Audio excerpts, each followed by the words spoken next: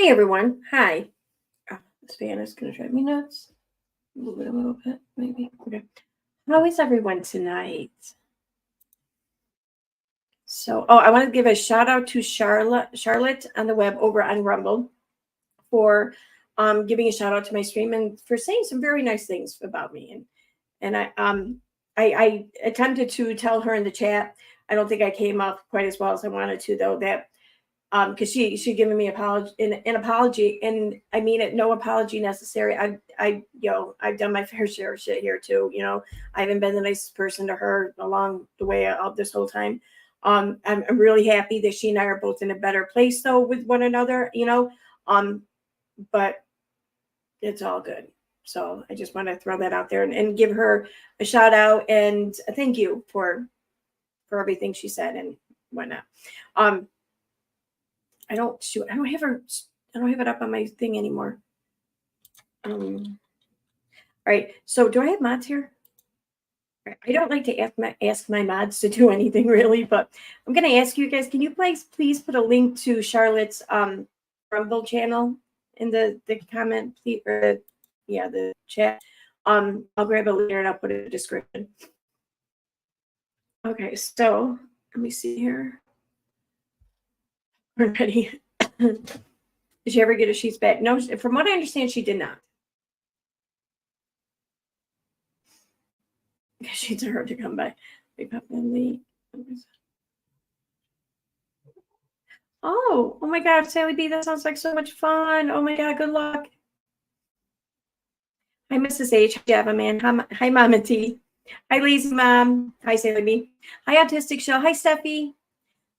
Hi, France L. Hi, Really Care. Tammy Sue.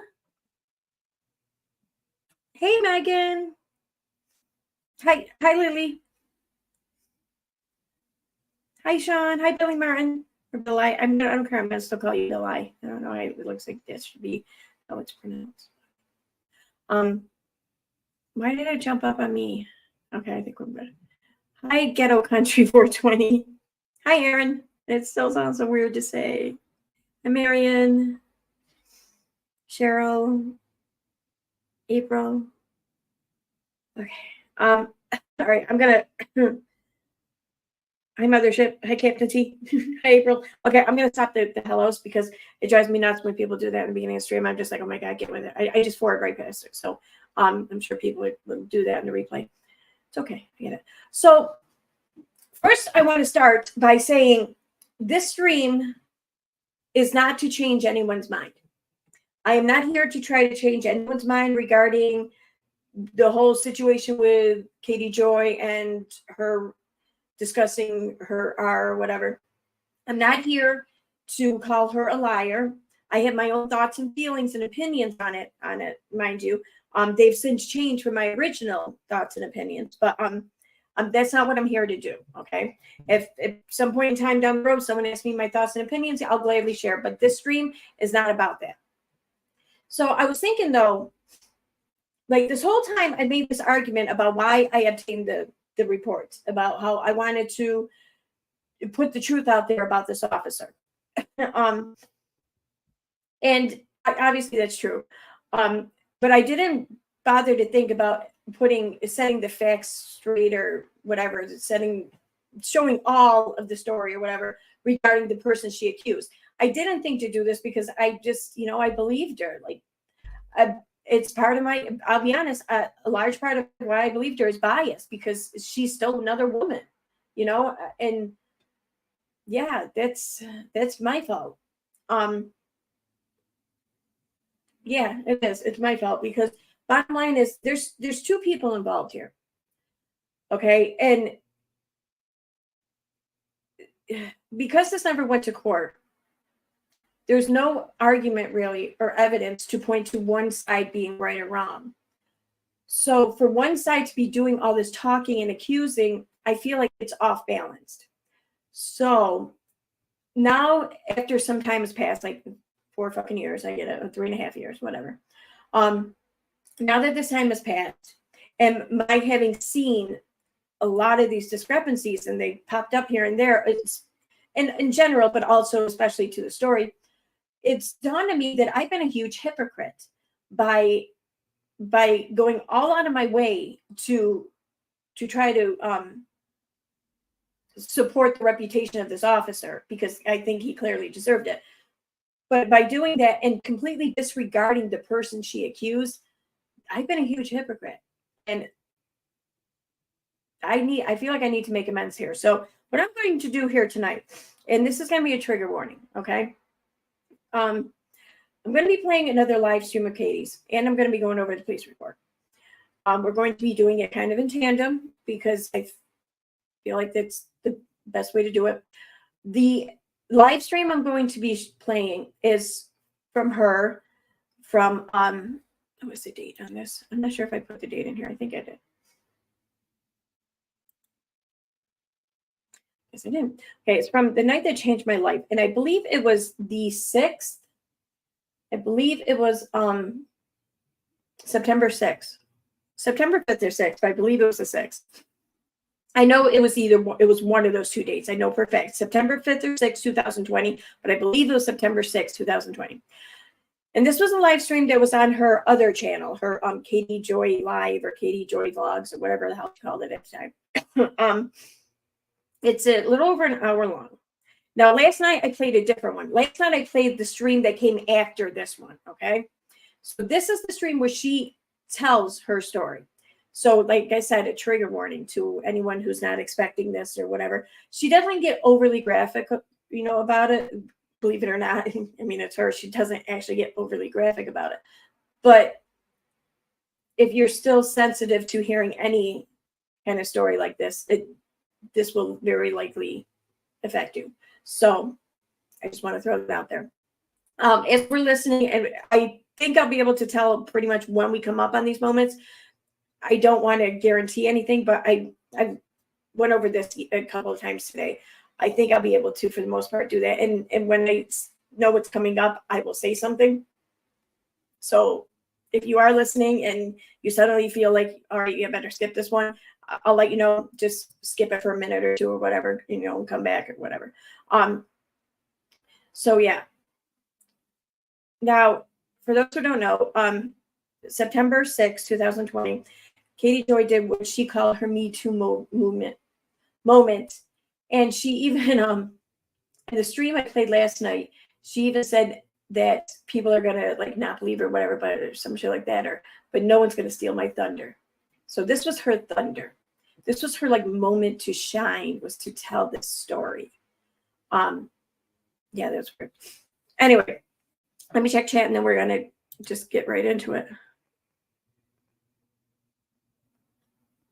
And listen, and I know that there's still going to be some people who disagree with doing this. And I'm going to say right now, I'm going to say to you the same thing I said 3.5 years ago. You're not wrong. Okay. I don't think that there is a right or a wrong in this situation. I think it's whatever's right or wrong for you. Okay. This feels right to me. Now, doing this type of stream would not have felt right to me and didn't feel right to me 3.5 years ago. And it didn't feel right to me for the majority of those 3.5 years.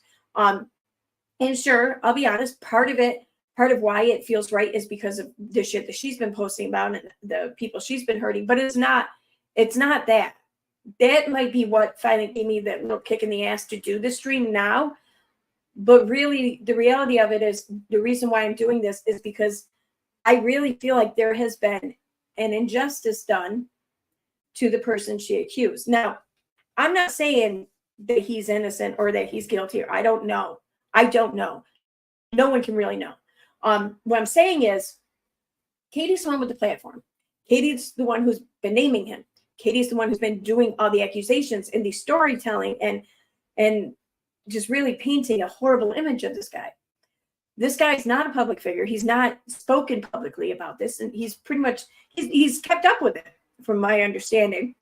But yeah, I think he just assumed like, if the second I peek my head up and start talking, people are going to fucking come for my head. And he is probably right. So I just feel like it's only right to put the whole story out there, to put the things that Katie Joy has forgotten or refused or just ignored, things that she didn't want to tell or she couldn't remember or she just wanted to twist a little, you know. I think it's important to just set everything straight. And whatever opinion anyone comes up to, that's on you. Then it's up to you. I know what opinion I sit at, but that's not important here. So I just think it's about time that this in this situation that the field become a little more level, because it's largely skewed just for the simple fact given her platform. So yeah, that's the gist of it. So let's get started. Now, like I said, I'm going to be playing this live stream. I have to ignore my cat. I think she's going into heat again. Yes. She wait a minute. I'm going to do that.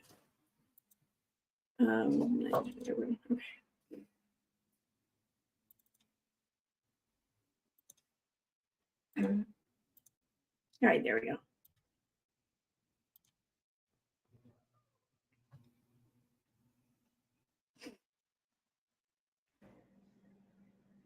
Hey, the title of the stream was the night that changed my life forever. I think. Oh wait, no one believed me. Some shit like that. Can I get okay? The night that changed my life forever. Dash. No one believed me. That was the name of this. So. Hi guys. Hi. Okay. Welcome to my channel. I am very nervous. I'm like been kind of shaking all day about this. I knew I had to do this, but I wasn't really like I was trying not to think about it, but I was like, I have to do this. I really have to do this. I have to do this video. Not because I have this massive ego and I feel like I have the best story to tell, but honestly, because this last week I have been telling a lot of stories that have triggered me a lot. And I am not made of steel. I actually have my own history and my own journey and my own story. And as I was getting more and more triggered by different stories that I was covering, I was like, you know, one thing I've learned in the 13 years since the worst night of my life is that if I don't talk about it, it manifests in other ways in my life. And then I started thinking about the magnitude of this platform and how many people I could reach here and potentially help by sharing my story. And also just give you guys a backstory for a lot of the motivations for what I do, along with providing resources to people that might be struggling. Now, I'm going to give you a warning. If you struggle with topics that are sensitive, this might not be for you. I'm going to be using PG wording because once this video is down, I would like to be able to donate a proceed of all of the ad revenue to a few different organizations that support people that are survivors of SA. And I have linked resources of RAIN, which is in the description. So if you missed that, she's saying that she's going to be using like PG-13 words or whatever because she doesn't want to hopefully lose monetization because she wants to donate a portion of the ad revenue to RAIN. Now the ad revenue for a video that's for the views that I think she was expecting for this, I don't believe she got it, but mostly because she ended up taking this down like a week later or something. But I think the number of views she was expecting to get were pretty high. So I think she was expecting a lot of ad revenue. In fact, I think she was expecting more ad revenue to continue coming in on this video because she would probably keep turning to it or linking it or whatever. But it didn't work out that way. And from what I understand, she ended up just donating like something like $100 or whatever to RAIN, I think.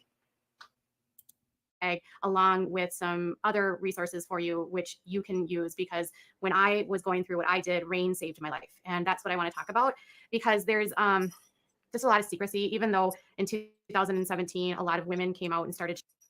We're going to see too in the police report, she doesn't mention RAIN once, not once. I don't know. Sharing their stories. There's still a lot of fear in being public with your story. And there's always that backlash that you might receive because people don't like to believe us.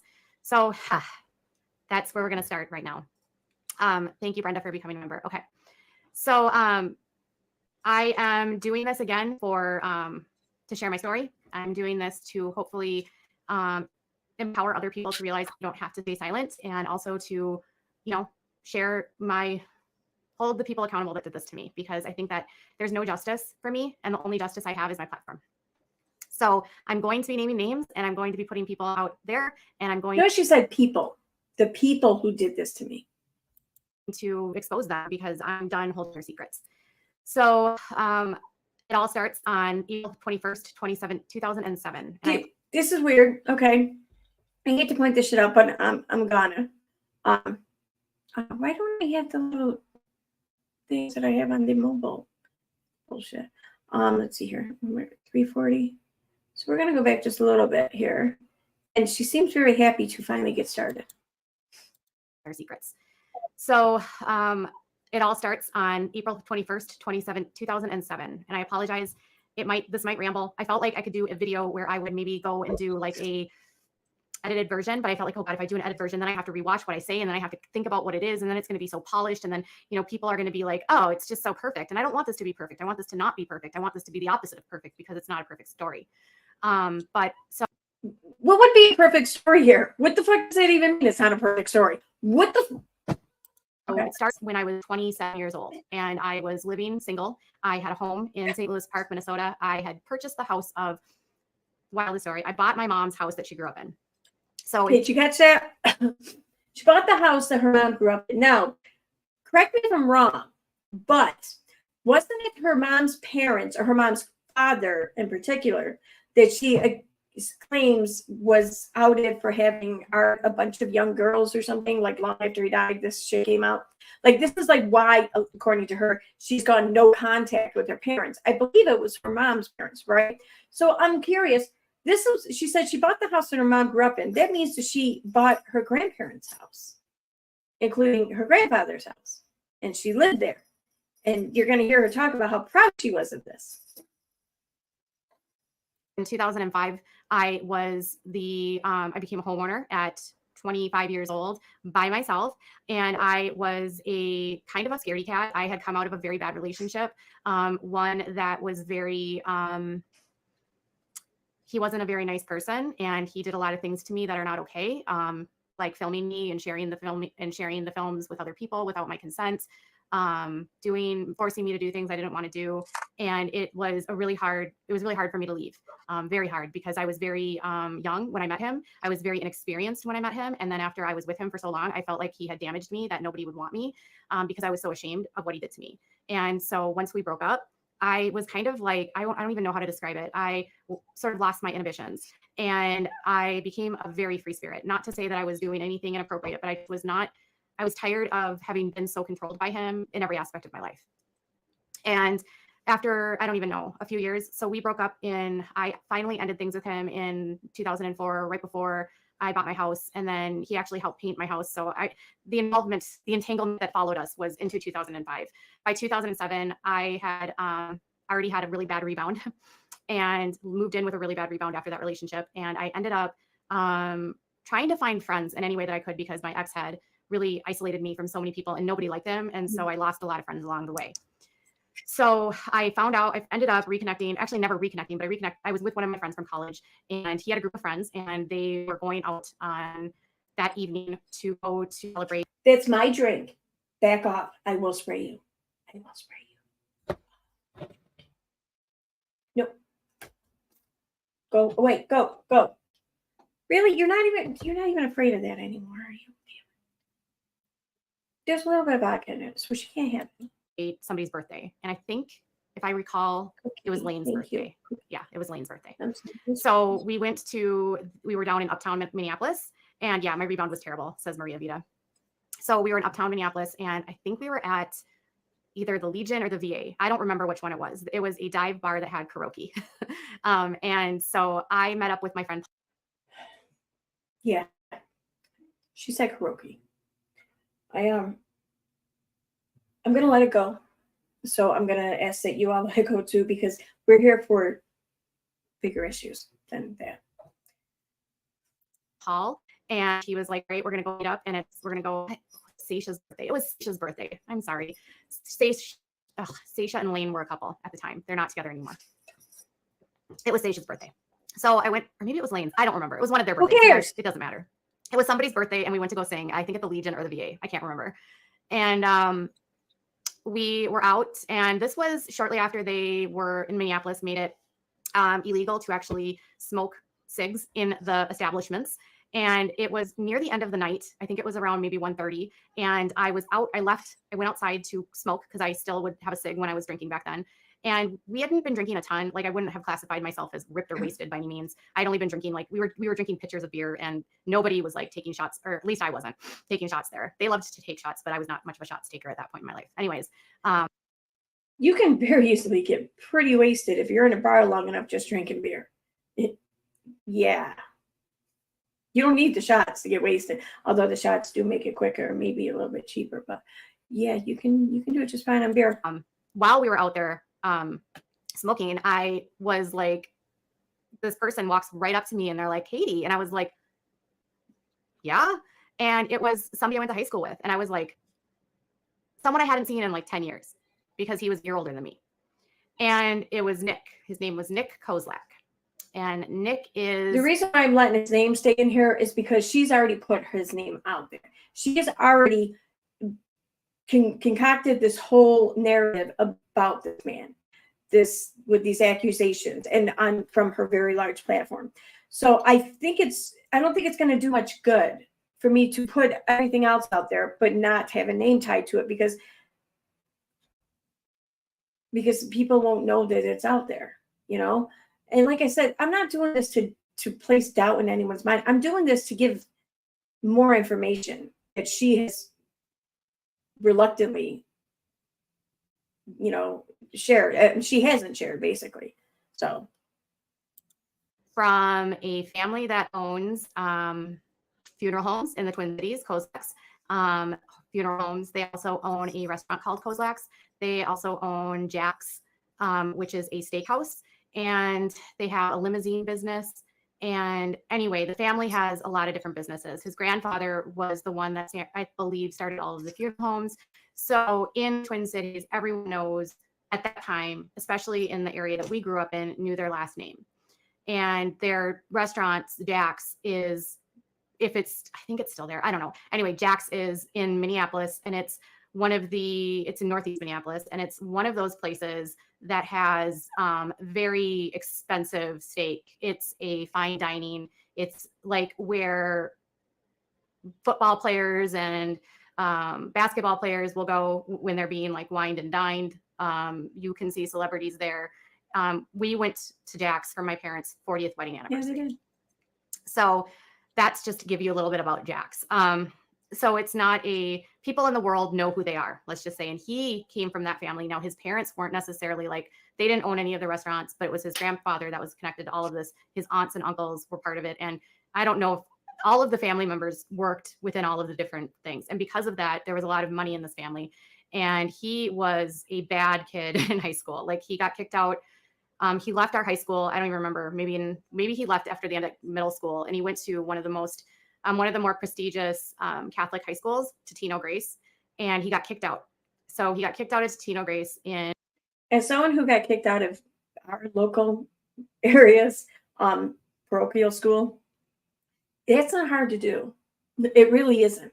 Like, I was literally in the wrong place. Well, for granted, I was in probation first. Okay, fine. But the probation was my fault. Okay.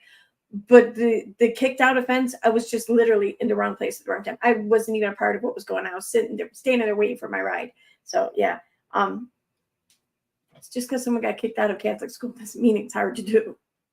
And I think his junior year of high school, and he ended up coming back to our high school. And so I was reacquainted with him, I think my junior year in high school, when he was in my Spanish class, and he and I were Spanish partners. So he was like kind of a burnout. He showed up to school mostly stoned or drunk. But he always was a good partner, because I could basically tell him whatever to do. His parents constantly would bail him out of stuff. He never seemed to get into trouble. And then my junior year of high school, for prom, his parents hosted a party for all the kids at their cabin, which I can't remember how far away it was. And they had all kinds of alcohol, all kinds of stuff. You know what I'm saying? And we went to that. So he was someone I knew, but I hadn't kept in touch with after we left high school. I was his Spanish partner. I would have classed. I never caught that before. It almost sounds like she's kind of jealous of him. Like, he got away with all this shit in high school or whatever when they were younger, and she probably didn't get away with the fucking thing. right? I mean, classified him as sort of an acquaintance. So he comes up to me. That's the long and the short of it. Nick Kozlak is his name. Actually, his real name is John Nicholas Kozlak, just in case you're wondering. He comes up to me. And I can't get over the smile on her face throughout this whole thing. I really can't. And he's like, "Oh my gosh, Katie." And I'm like, "Nick." And so we start talking. And he takes, I think he got a smoke from me or something. I don't even remember. We start talking. We were going to go back to my friend Sasha's house. So yeah, his parents were really, they didn't care. I don't know. His parents were a mess. They bailed him out constantly. He never had consequences for anything. Very entitled. And so he starts telling me about how, I thought he was like, I figured he would just be a loser for the rest of his life because he really was never motivated to do anything. I only remember him from high school, like literally looking like his eyes were super bloodshot. And I don't remember him ever even being like conscious. You know what I mean? So, but he seemed harmless. You know what I mean? He was just like one of those harmless guys that was constantly baked. Anyways, we start talking. He's not anything like that. I was shocked because he could have a coherent conversation. And he was like, I own a limousine company now. And I drive limousines and I've been out like driving people tonight. And he was sober. And I was like, okay, cool. And we start talking and we're just like catching up. And I was like, well, we're going back to my friend's house. Do you want to come with? Like, in the video that I played last night and commentated on, the one that came right, I think it was the same day as this video, just later on that night. She's talking again about what he was doing downtown or uptown or whatever that night, and how he was sober and how weird it was that he was sober and he's just walking around by himself, like, oh my, like, I don't know, like he was there for up to no good or some shit. The dude drives a limo driven a limo for a living. If he showed up anything but sober, I think that there'd be an issue there. And I don't know. This is also his hometown. He can't go out walking around in his hometown seeing if any of his buddies or anyone he knows is out. I mean, shit. I don't know, like you catch up with someone. So he comes with us and we're back at my friend Sasha's house and it's getting late and they're getting really, really, really ripped over at Sasha's house. And I was done. I was tired.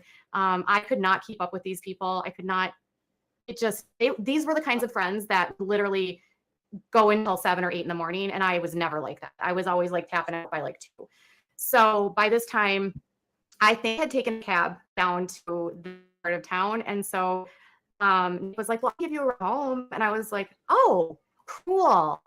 That's awesome. Thank you so much for giving me a ride home. And then here's where I'm going to start pulling in the report. Because I'm guessing she doesn't go over this part in this video, but she did in the one last night when she talks about what it is they ate at this party. She's like, all the 4 pizzas or whatever, they ordered 4 or 5 pizzas. And so we had a bunch of pizza, whatever. So here's where some of the discrepancies begin to happen. Let me pull these up.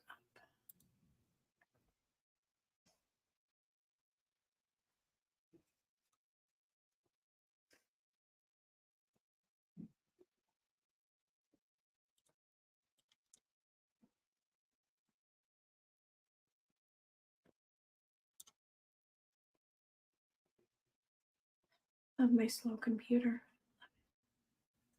Okay. Okay, so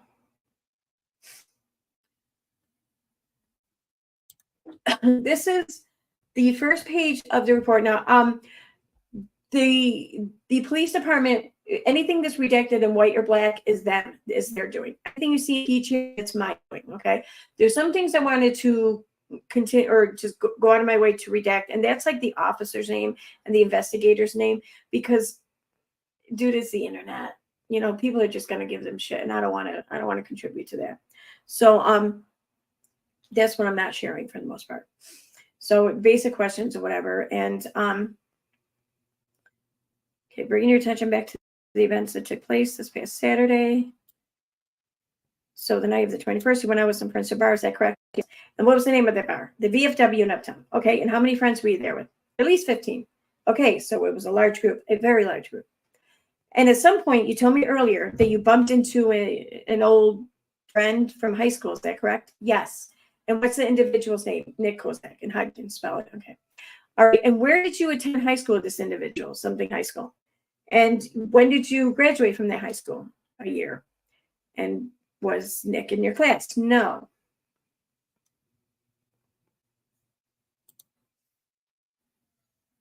Why are these not in order? Where's 2? Okay. So when did he graduate? 96. All right. Can you describe Nick to me? He's about 5'10", thin, perhaps 170 pounds, with dark hair, brown eyes. All right. And does he have short hair, long hair? Short hair. Is there anything else you can tell me about his appearance? Very clean cuts. And okay, what was he wearing that night? Okay, yada yada. Okay, so she remembered what he was wearing, collared shirt, whatever. Okay, do you remember what kind of shoes he had on? Do you happen to know when Nick's date of birth is? She gave the date of birth. I redacted it. And how do you remember that? Now, I'm going to go ahead. She's going to tell you this too in the video. She remembers that because it's the same birthday as hers, only they're like a year apart or something like that. But so like they were like birthday twins or some shit like that. All right. And so you started to speak to Nick at the VFW uptown. Yes. What time did you run into him? It was about 1:30 in the morning. I was outside with my friends and he saw me. Okay. So you just kind of got reacquainted with him? Yes. I didn't initially recognize him at first. And then because in high school, he was very unkempt, like shaggy hair, and he was very skinny in high school. And he was a man now, so he looked a little bit different. But it all came back to me fairly quickly. And then we talked for a while outside. All right. And then about what time did the bar close? The bar closed at 2, but they were getting everyone out before them. All right. And what happened when they cleared everyone out of the bar? My friends, so-and-so and so-and-so, decided they wanted to have people over to the house. So they were trying to round everyone up in the parking lot to walk over to their place. And we asked Nick what he was doing, and he said nothing. So we invited him to come along. All right. And so is a couple, maybe. I don't know what that means. Who's hitting the door? I think it's the dog and the cat starting to fight through the door. Yes, is that correct? And do you know where the 2 of them resided? See, they left like partial name street there. I thought that was insane, so I covered that up. And that's over in Minneapolis. Oh my God, Kim.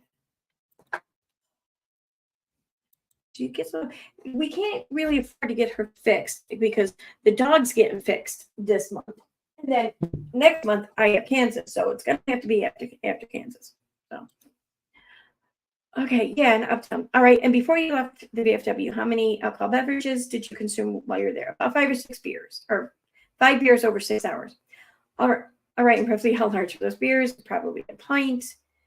Do you remember what kind? Green Belt Premium? I don't even know. I've never heard of that beer before. It was all the same kind. How many people were there at this party afterwards? It was a large group, at least 20. All right, and you continue talking to Nick while you were there. Yes, we were talking with him and some of my friends in the kitchen. And about how long did you stay at their house? Well, we ordered pizza and they made hot dogs. So it's probably an hour and a half. And I guess that while they were having this, she was making her report here. I don't know, someone or something came to the dog. I don't know, or the door. I don't know if it was a dog, it was a person. I don't know. So we're just going to skip over that. Okay, no problem. So while you were over at their house, there were some hot dogs and pizza served. And did you eat something there? Yes, I had 1 hot dog with a bun, 1 hot dog without a bun, and a piece of pizza. That's funny because the stream that we played last night, she mentioned something about hot dogs and says she had some pizza. I mean, whatever. That's probably semantics and my new fucking thing. Whatever. Who cares? Okay. Did you have anything to drink while you were there? 1 drink. All right. What kind of drink was that? It was a vodka Red Bull. And did you prepare the drink yourself? Yes. Okay. And was it of average potency? I would say it was weak. Okay. About how long did you stay there?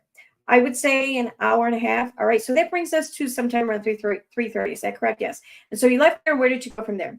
I don't remember his friend's name, but he drove us to a parking lot behind the VFW or near the VFW. And we got into Nick's car and Nick was going to give me a ride home. Okay. What kind of car did Nick have? All right. We're going to come back to that. I'm going to go back to the stream right now. He drove me home, and I think he had a large SUV. I don't remember if it was like a Denali or if it was like a Tahoe or if it was a Suburban, but it was a nice one. It could have even been I don't know. Could have been an Escalade. I don't even know. It was one of like the more expensive ones, maybe a GMC, whatever the GMCs that are like super expensive, whatever those ones are. I think it was that kind. And he had no problem flexing his money because that's what he did. And we ended up so we get to my house, and it was never like, our conversation was never flirty. It was more just like, oh, I haven't seen you in a super long time. Like, do you want to talk? Blah, blah, blah, blah, blah.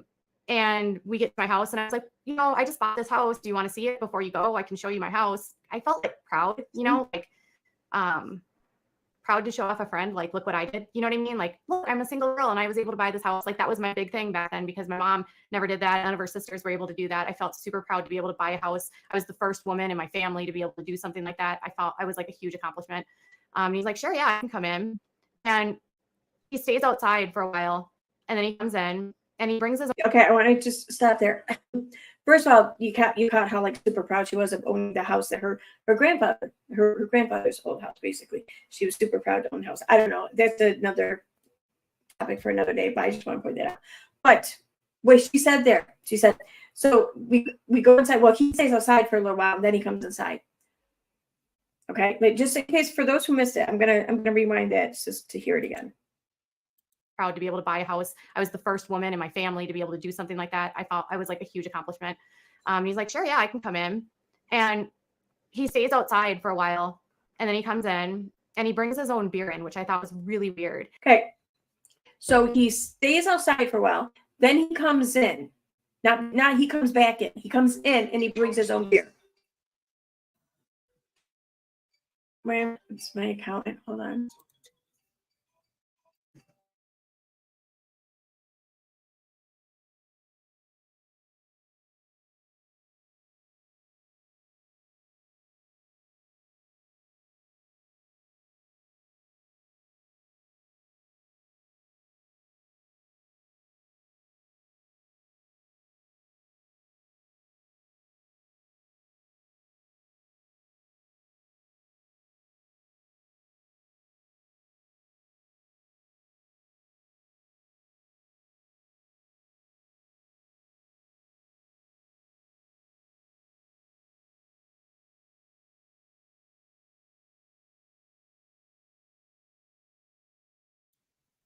Sorry about that.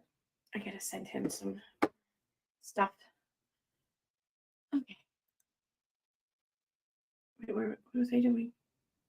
What was he at? Because I had some at my house. Okay. And All right. Yeah. So shit. Now I totally forgot what I was saying there. I really did. You know what? I can do this. Right.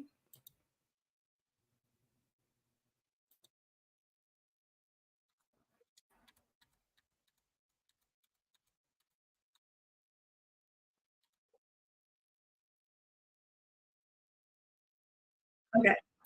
That's where I thought it was. Okay. So notice though, she doesn't say that he comes back in or whatever. She says that he comes in and he brings his own beer. Okay. So now we're gonna go back to the police report. Okay, first, what was that? Was that page 3? I think so. Yes. Okay. So we have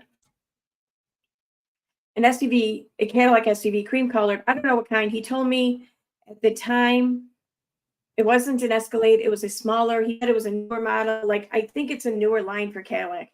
Okay. And then Nick drove the vehicle. Uh-huh. At that point, yes. And where does the two of you go? We drove to my house. All right. And that's it. Whatever. We're taking the statement now. Yes. Okay. And when you got there, did you consume more alcoholic beverages? Yeah. I had one beer. Okay. And what kind of beer was that? A Blue Moon.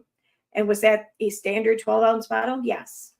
All right. And what part of the home were you hanging out with at that point? We're in the living room, sitting on the couch.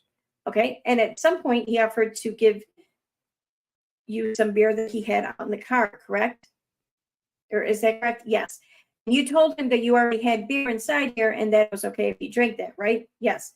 All right. And did he insist that he go out and get this beer out of the car? Yes. He insisted because he said that my beer was more expensive and he'd had cheap beer in his car that he could drink. Okay, so then he went outside, and about how long was he outside? At least 10 minutes. So as you see, back then when she made the report, she said that he came in the house. She offered him beer. He said, no, I have cheap beer out in my car. He went outside to grab his beer, and then he was out there for 10 minutes. Where in her stream here, where she's telling her story, she says that he waited to come in, and he grabbed his beer, and he was outside for a little while, and then he came in.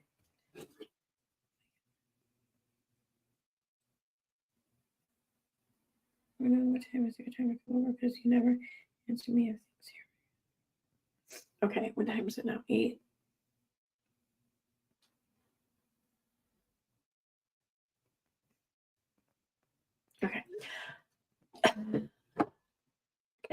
Did you find that to be irregular? Yes. All right. And what happened when he came back in? He had 4 cans of beer in his arms and something else, but I don't remember what it was. And these were Michelob Golden Light, cans. Okay. And what happened after he came back inside with these beers? Well, we sat back. Okay. So now I'm going to go back to the stream. And here is where the trigger warning will come into effect undoubtedly for those who want to just play it safe.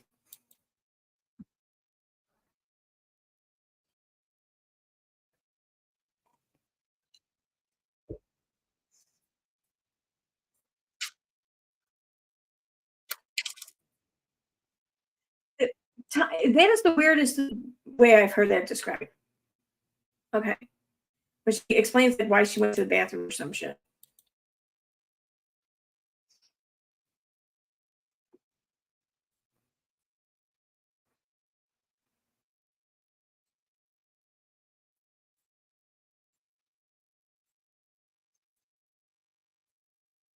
Right here.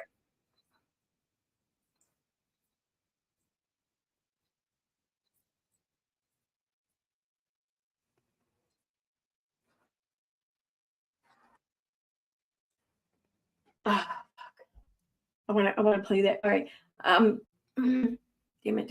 Okay. So I want to play a part of last night's stream that I played at first, where she discusses this whole Casey thing in more detail. So, okay, I know what I want to do. I want to go to the actual video from last night.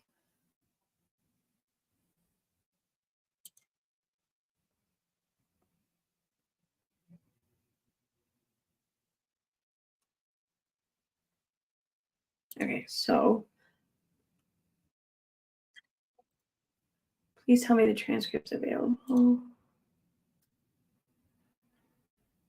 Yes.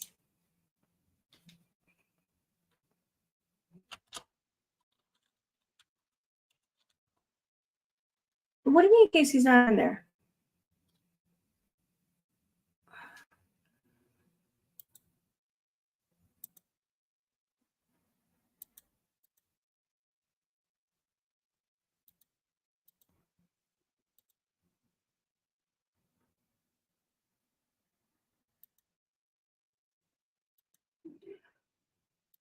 Oh, maybe it wasn't that stream. Maybe it was the other one. Oh shit, I think it was the other one. Okay, well, there's another stream that she does even after these two. I think it's like a day or two later, because like she really did kind of tell this story over and over again for a better part of a week, where she's complaining about the officer even more. And she says that that the officer, see, I got it. I won't do it justice. I won't. I have to find it. I'll play it for you, but I'll get to that later on. But just remember what she said about Casey there. She's talking about how they talked about their friend Casey, how he still talked to Casey once in a while. And yeah, just a nice friendly conversation about someone that they knew as a friend. That's it. Because it wasn't the case apparently. Where am I going? Okay, right here. And I left my beer out on the table and I came back out and he was like, oh, I have to go back to the car really quick. And I was like, okay. So I just take my beer and I start drinking. And then he's out in his car for like a really long time. And I'm like, this is weird. Like, what's he doing out? Why is he out in his car? Like, why did he bring his own beer? And why is he out in his own car? This is so bizarre to me. Right. And he comes back and I am really messed up at this point. Things are starting to get really hazy, super hazy, to the point of like, it went from not being flirty to somehow we're sitting next to each other. And then I think I remember him putting his arm around me. And then suddenly I don't remember anything else. And it's some point later in the night. Let me go back here to the police report. So get caught up. So it says, he had 4 cans and something else. I don't remember what it was. Okay. And what happened after you came back in with beers? We came in, we sat back down on the couch, and he began making advances at me while we were sitting on the couch. What do you mean by that? Like kind of touching my shoulder, and he put his arm around me. Were you receptive to his advances? I told him no, but I wasn't. She's not at all saying here, like, I don't really remember. Like, I was starting to really go out of it. I'm starting to feel a certain way. Whatever. She's just talking about it like she remembers. And what do you remember after that? What was that? Was that 4? Okay, yeah. Very little. And why do you think that is? I think he drugged me. Okay, and what leads you to believe that? Because I remember almost every single detail very clearly up until the last moments. Up until that last moment. And I spoke with my friends the day after and asked them if I appeared intoxicated. And they said I didn't seem out of the ordinary. So up until that point, when you started to lose your memories, did you feel like you were intoxicated? When he put his arm around me, I felt like my body, I was starting to lose control of my motor skills in my body. Okay, and was that a feeling that you felt before? Never. All right, and so the cop here is just asking, have you ever drank so much that you felt like that before? And she's like, no, never, never felt like that. And I wasn't that drunk that night because I paced myself very well that night, and I was not trying to be intoxicated that night. I just wanted to have a good time.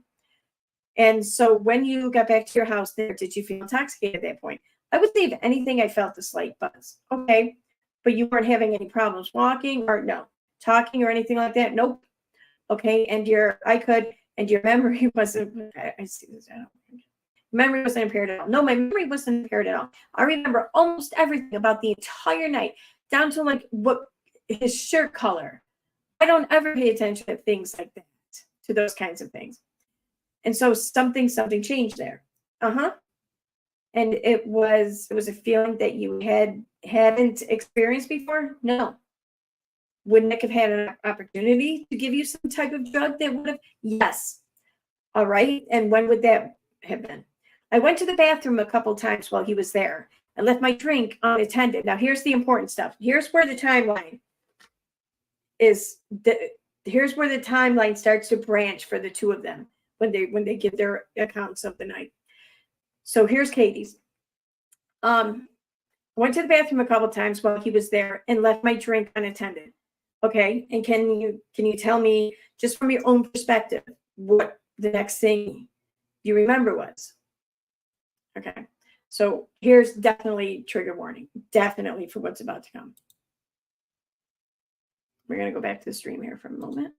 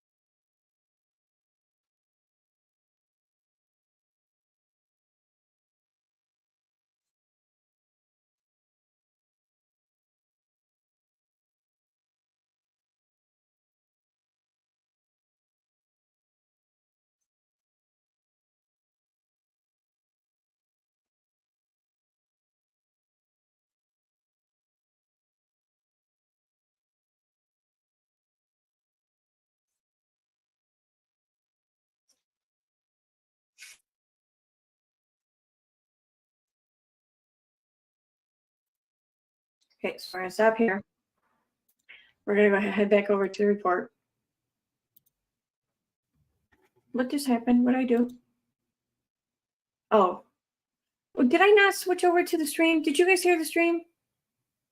Share the stream instead. Shit. Did I fuck up there? I might have fucked up there. See here.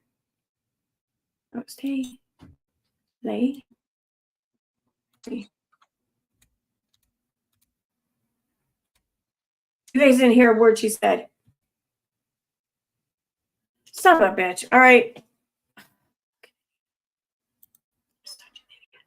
Okay. Let's try this again. Damn it, cat. I'm not going to free your shit. Well, let me turn my off again.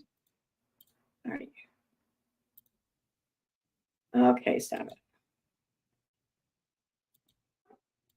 Was I was in. I don't remember. And then I never came again. I never came to again. Again. I just take my beer and I start drinking, and then he's out in his car for like a really long time. I'm like, this is weird. Like, what's he doing out? Why is he out in his car? Like, why did he bring his own beer and why is he out in his own car? This is so bizarre to me, right? And he comes back and I am really messed up at this point. Things are starting to get really hazy, super hazy, to the point of like, it went from not being flirty to somehow we're sitting next to each other. And then I think I remember him putting his arm around me. And then suddenly I don't remember anything else. And it's some point later in the night. And so here's what I'm going to try and do for the trigger warning. Okay. Since no one had to hear the trigger warning from last time because I forgot to fucking switch over the tab. You're going to hear it now. What I'm going to do though is when there's a part up, is in a trigger warning, I'm going to have the banner run across the bottom, the ticker there. So if you see that, just turn the volume off and make sure your closed captioning's on, you know. But when you don't, when it's over, I'll take it off. So right now we're going into it. So I'm lying on my back. I'm very aware that I'm lying on my back and he's on top of me and I know what he's doing and I don't remember consenting to this happening. I don't even know how we got up there. I can hear my dog like barking and rustling at the sheets, and I'm like trying to push him off me, and I say no, and all I remember him saying was, "Oh, just a few more minutes. I'm almost done." And I was like, "No, get off." And then I fell back into whatever it was I was in. I don't remember. And then I never came again. I never came to again. And I don't have any memory beyond that one moment of him very much on top. Why is this buffering?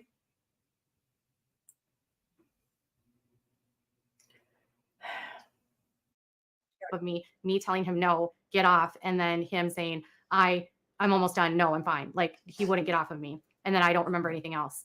And then the next thing I remembered was I was very groggy and I had my cell phone right next to me and I knew something was really, really wrong because I had my shirt was pulled down. So it was really weird. All of the sheets were on my floor.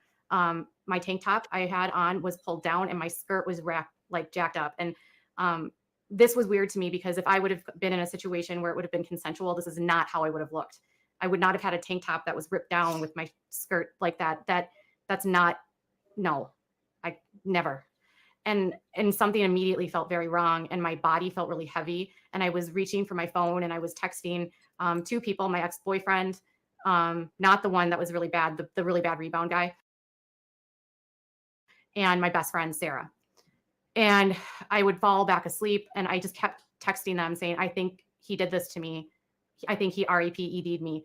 I think I've been RAPED'd over and over and over again in text messages. And I don't have any recollection of how many of those I sent. And then finally at about 10 o'clock in the morning, I wake up where I can finally get up and know what's going on. And I can't stand. And I'm like, I try to get out of the bed and I fall to the floor. My legs were like, it was so bizarre. Like I couldn't move. And I was like crying because I knew something had happened, but I didn't know what, and I didn't have a memory. Okay, so here's where I paused it last time. So now we're going to head back over to the police report, and we're still in a trigger warning because it's basically what you heard her say. I'm going to end up reading for the most part. I don't know how much time elapsed, but I came to briefly and I opened my eyes and I realized he was inside of me there. And do you know where you were at this point? I didn't know where I was. Okay, do you remember like physically what position you were in?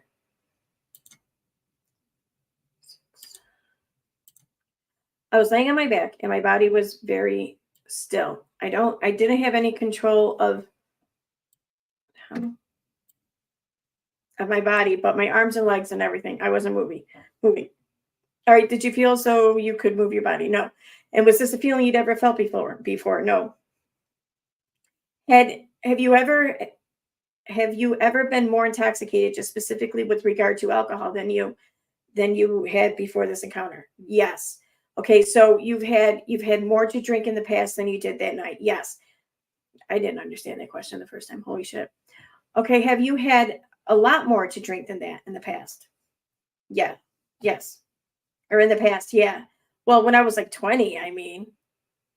Okay, yeah. So when you were 20 and you had far too much to drink, did you ever feel like you did on Saturday night into Sunday morning? Never, never. And do you remember anything about the clothes that you were wearing, the clothes that he was wearing? I noticed that my clothes were still on and that my skirt was sort of hiked up to my waist and my straps were, pulled down, exposing that. And I thought that was odd. And do you recall what kind of clothing situation he had? I couldn't see his legs, but his shirt was still on, but it was unbuttoned to about the middle of his chest. Do you remember if he had a shirt on underneath that? No, he did not. And did you say anything to him at this point? I asked him, I told him I needed him to stop, then I said I needed him to be done. And how did he respond? At first he didn't say anything, and then he said to me, I'm almost done. And is there anything else you remember about this point in time? That he didn't stop, and then I went unconscious. Okay, and what's the next thing you remember? Waking up in the morning. And where were you? In my bedroom. And this is an upstairs bedroom. Yes. And can you tell me about the scene there? It was very in disarray. My blankets were on the floor. My sheets were on the floor. And I was lying in my bed the same way I remembered, but when I had come to briefly. Do you recall if there's anything in the immediate area that you found to be out of place?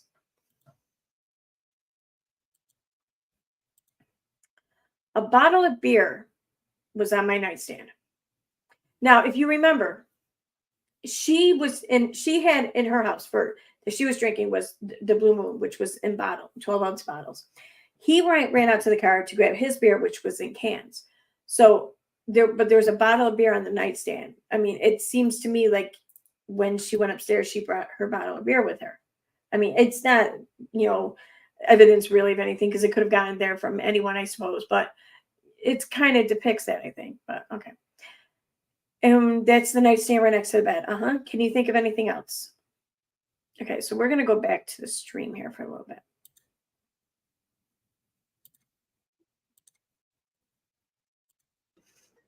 bit. And so I felt really sick to my stomach. I felt very nauseous. I felt like my legs were really heavy. And I felt like really, really drunk. But it was weird. It was like a kind of drunk I'd never experienced before. So eventually he was not there when I woke up. He was gone. There was some of his beer cans that were still there. But that was it. There wasn't like a note or anything. There wasn't anything. I don't know that I would have expected a note. I just, it was just very bizarre. He was there and then he was gone. And back to the police report. Told me earlier that you found a condom wrapper. Oh, yeah, I'm sorry. Yeah, there was a condom wrapper on the side of the bed, by the bottom of the bed, and my underwear was just underneath the bed. And did you at that point, did you know at that point what happened? Yes. Can you tell me how you were feeling physically at this point? Awful. I was having a hard time talking. I was going in and out of consciousness. I was losing time, so I could barely walk. I had a really bad headache. I was slurring my words. Okay. My legs were sore. Okay. And what did you do at that point? Did you come downstairs? The first thing I did when I woke up was I text messaged my friend, and she asked me to go downstairs and look around. So I got off the phone with her and went down the stairs. And what did you find downstairs? Well, my gut reaction was to check my wallet and my purse to make sure that no money was missing. Once I realized that nothing was gone, I noticed that the bathroom light was on and the fan in the bathroom was on, which I thought was weird. The front door was unlocked, and the 3 beers that he had brought were gone. And there's one empty beer can in the sink. Didn't you just say something different in the video? All right, I'll go back to a minute. And the beer can in the sink, there was a Michelob Golden Light, yes. And then the other bottles were all Blue Moon. Is that correct? Yes. And the bottle of Blue Moon that was up on the nightstand next to your bed, was that empty? No, it was at least 3/4 of the way full. Okay. And did you hang on to these bottles and cans? Yes. All right. And you told me earlier that you washed the sheets on your bed. Is this correct? Yes. Did you notice anything about the sheets before you washed them? Because evidently they had spoken before they began this report. And she said, there's some blood at the bottom of the bed and like a small spot of blood, but I didn't at the time know if it had anything to do with it. All right. And you had some kind of a theory about how else it could have gotten there, perhaps from a blister on my foot. All right. And then you had a conversation with your friend. And you told me earlier that she indicated that she thought your speech was slurred. Uh-huh. And you told me earlier that you also had an opportunity to look in the mirror. What did you feel about your appearance at that point? I looked pale. I had been wearing braids and my braids were out, which I thought was weird because I don't remember taking them out. And I just looked tired. Did you think any? Okay. Just remember though how she started off with that whole. We're going to rewind that because I want to hear the beer can thing again first, and then I want to listen again to the whole leaving a note thing.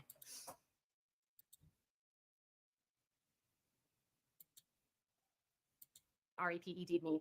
I think I've been REPED over and over and over again in text messages. And I don't have any recollection of how many of those I sent. And then finally at about 10 o'clock in the morning, I wake up where I can finally get up and know what's going on. And I can't stand. And I'm like, I try to get out of the bed and I fall to the floor. My legs were like, it was so bizarre. Like I couldn't move. And I was like crying because I knew something had happened, but I didn't know what, and I didn't have a memory. And so I felt really sick to my stomach. I felt very nauseous. I felt like my legs were really heavy, and I felt like really, really drunk. But it was weird. It was like a kind of drunk I'd never experienced before. So eventually, he was not there when I woke up. He was gone. There was some of his beer cans that were still there, but that was it. There wasn't like a note or anything. There wasn't anything. I don't know that I would have expected a note. I just, it was just very bizarre. He was there and then he was gone. And I didn't care if there was a note, like the last thing there was some of his beer cans that were still there. But that was it. There wasn't like a note or anything. There wasn't anything. I don't know that I would have expected a note. I just, it was just very bizarre. He was there and then he was gone. And beer can. I didn't care if there was a note, like the last thing I could think about was I want to talk to this guy. I didn't want to talk to him. I wanted to call the cops, but I was so out of it. I couldn't. And I lived by myself. So I didn't and I was ashamed to call my parents. I was embarrassed. That was the first thing I thought was I was embarrassed. And why would I be embarrassed? Like, why would I be embarrassed about something that happened to me that I had no control over? You know what I mean? But that was like how I felt. Like I immediately felt like no one would believe me, that I was going to be blamed, and I didn't know what to do because, well, she was out, she was drinking, she invited him into her house. But I've never, ever blacked out like that in my entire life, never since. So I ended up getting to a point. So I called my friend, Sarah, and I said, what am I supposed to do? This is what happened. And she said, don't take a shower. And she said, contact Rain, RAINN. And then, and she said, go to the hospital. And I was like, so confused. So I got on my phone or on my computer, my laptop, and I looked up Rain, and I contacted Rain, and they said, don't take a shower, go to the hospital, call the police. And I was like, okay. Well, I couldn't drive. So I had to finally call my mom to bring me to the hospital. Or did I drive myself? I don't remember. It's such a blur because I was able to I was able to get out of it enough, I think, to go by 5 that night. So think of that. Like I was that out of it. So I get to the ER and I'm so out of it still. She can remember with such precise accuracy everything that's said and done, around this time, but she can't remember if she drove herself to the hospital. Anyway, we're going to go back on over here. So, did you have anything else going on with your body at this point? I don't think so. Okay, but you told me You told, I understand that this is very personal, but you told me that you had, oh, menstruated. Yeah. Okay. And yeah, I had begun my period when I first went to the bathroom. I was bleeding very heavily, and I thought that was very odd. This was it was unusually heavy. I had unusually bad cramps, and my period was supposed to start soon, but it was like a few days early at this point. Okay, and at some point you decided that you needed to go to the hospital. Is that correct? Yes. And about what time was that? I left my house after about 4:30 p.m. As soon as I felt I could drive. And this is on Sunday, the 22nd, yes, of April. And you also said that you had diarrhea the whole day. Is that right? Yes. Okay. I don't care. And so you went in for the SARS exam, and that was completed at hospital. Is that correct? Yes. Okay. Is there anything else? Did you have contact with Nick after this incident? No. When he left, when I woke up and I saw that he was gone, it just seemed very suspect to me, and I thought maybe he would have left some contact information, but he didn't. Okay. Did anything appear missing? No. And before we took the statement, we packaged up some items that I'm going to take with me today, and that's a comforter from your bed, some pillowcases, and those have not been washed between this incident and today. Is that correct? Correct. And then we've also I also gathered up the shirt that you were wearing, the skirt and underwear as well.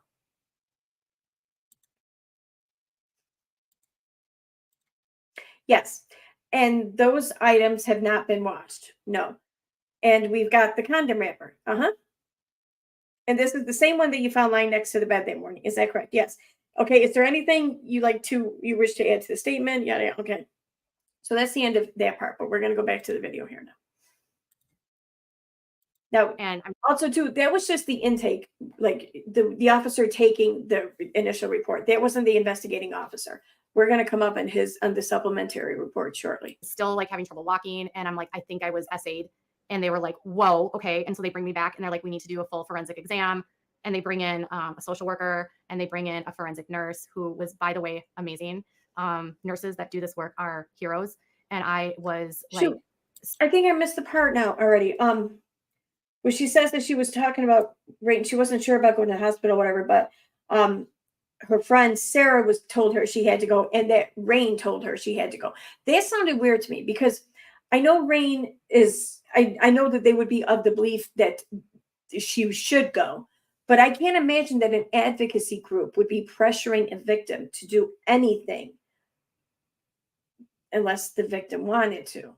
And if she was unsure, I don't see them saying to her, you have to do this. I could be wrong, but that just seems like a risky game for an advocacy group to be playing, in my opinion. so supported in that experience that it did not, a sane nurse.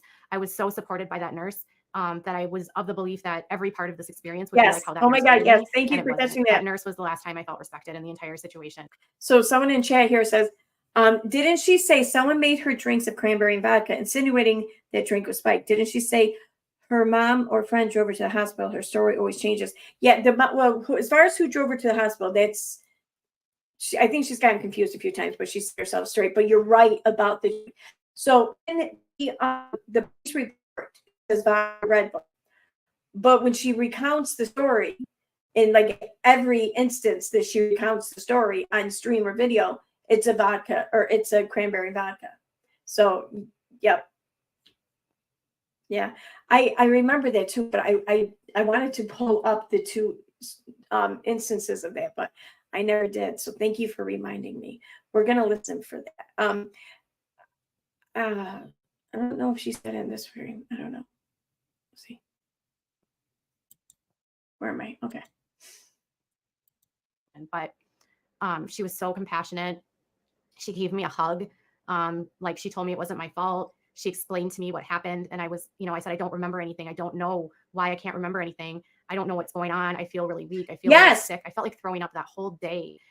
Holy shit. I didn't even think about that. Yo, rainy days.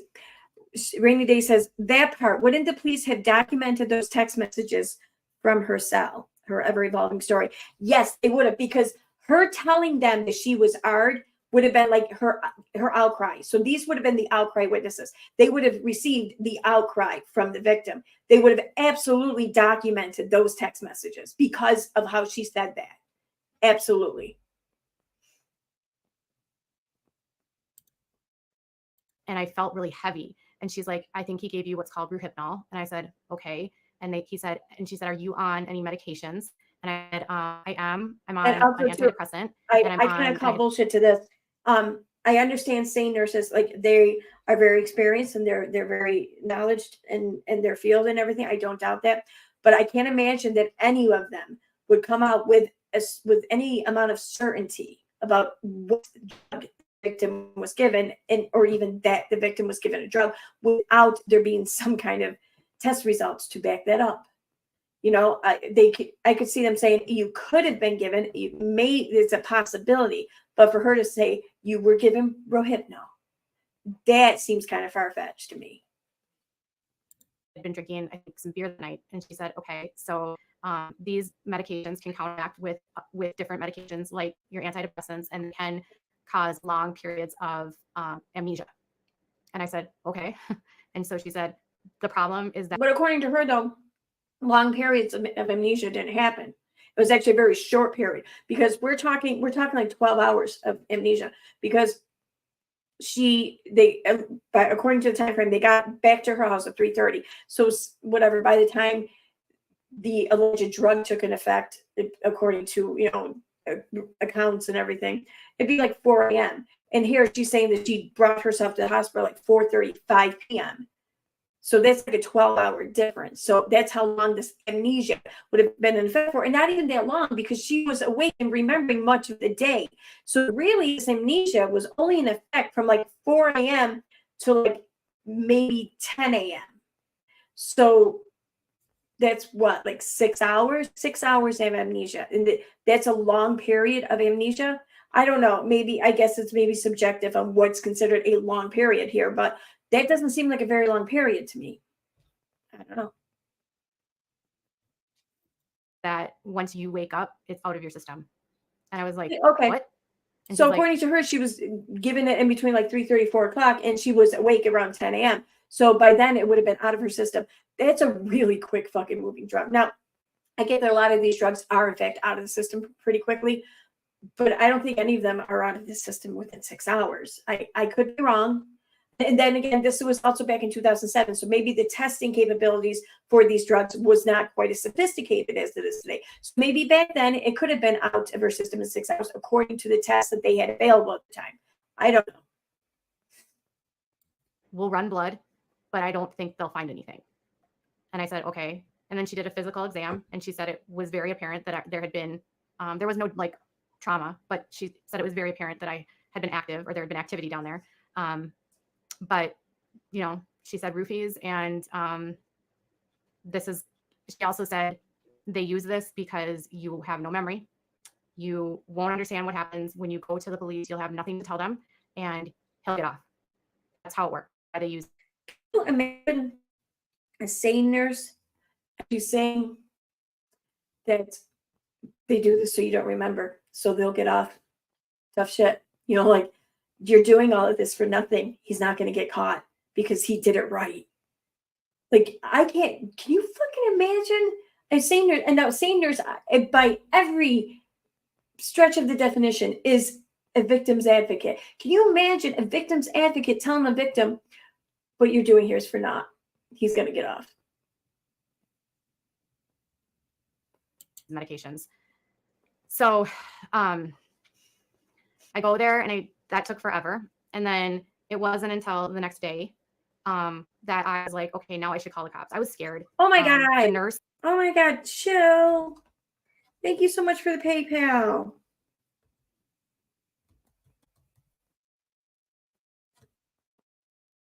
I'm getting there. Okay, there we go. Open. All right.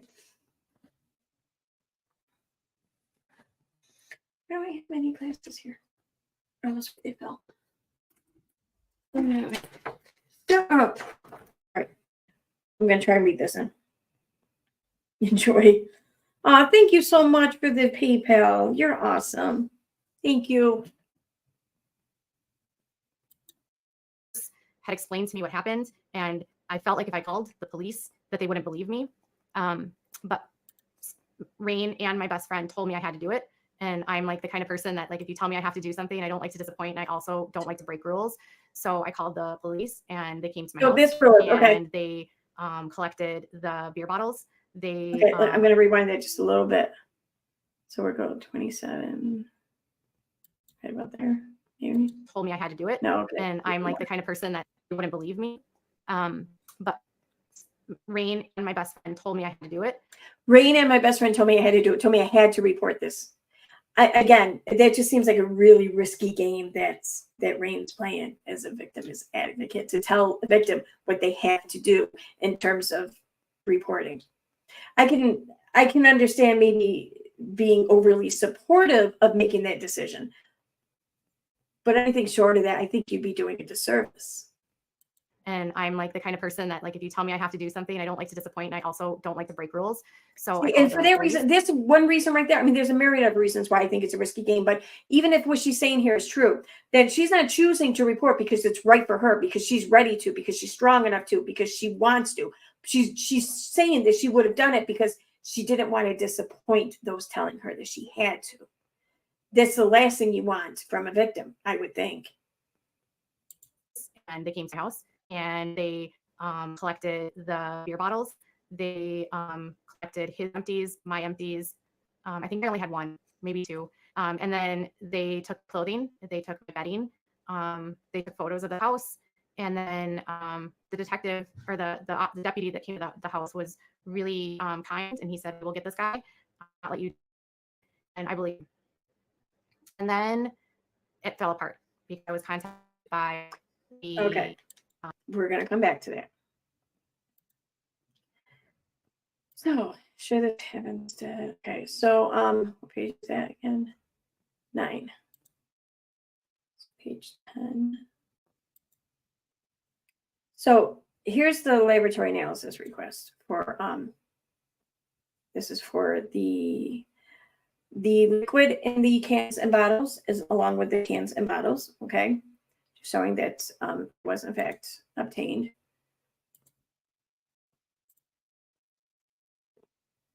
Again, this is the examination of shit or whatever.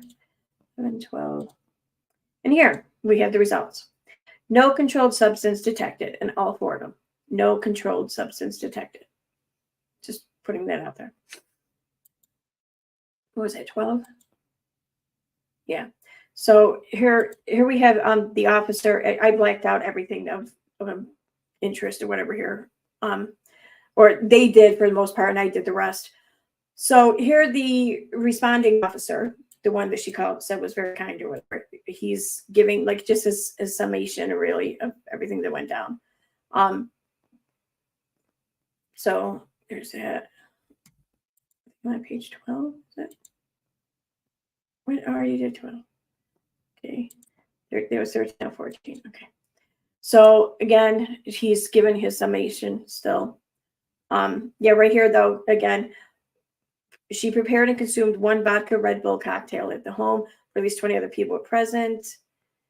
They stayed till about 3:30. Smaller than an Escalade. Stated that he escorted her inside, and the 2 each opened a bottle of Blue Moon beer. She said that they sat down on the couch in the living room and chatted. She told me that he eventually determined that it was time for more beer and offered to retrieve some from his vehicle. Indicated that she told him that she had beer in the house, but he insisted that they drink his because it was less expensive. She said that the dude went outside and did not return for approximately 10 minutes. She stated that he came back with 4 cans, whatever, and was carrying some other unknown item. Said that they continued talking on the couch and that she did get up to use the bathroom at least once. She told me that she recalls that Kozak started to make romantic advances toward her in the form of touching and putting his arm around her. She says that she remembers saying, "I don't mind that." She stated that her memories from this point on faded, and she feels she went out of consciousness. And this is just basically another more summation here of whatever. So think 15 we're at now. Yeah. For instance, repair shit was okay. I don't remember that the blood may have been from a blister, braids. She said that by 4:30, she believed she had recovered to the point where she could drive. She stated that she proceeded to the hospital and underwent a full SARS exam. She told me that she waited until today. That's right. I think she contacted the police on the 20th. No, wait, the date was on that one page. So 13. Yeah. So this daytime reported the 24th. So she went out on the night of the 21st. This happened allegedly, technically on the 22nd because it was after midnight. So it was later on the 22nd, the evening when she went to the hospital. So we're on the 22nd still. But she waited until the 24th to call cops, and they showed up to take the statement. Was it 15?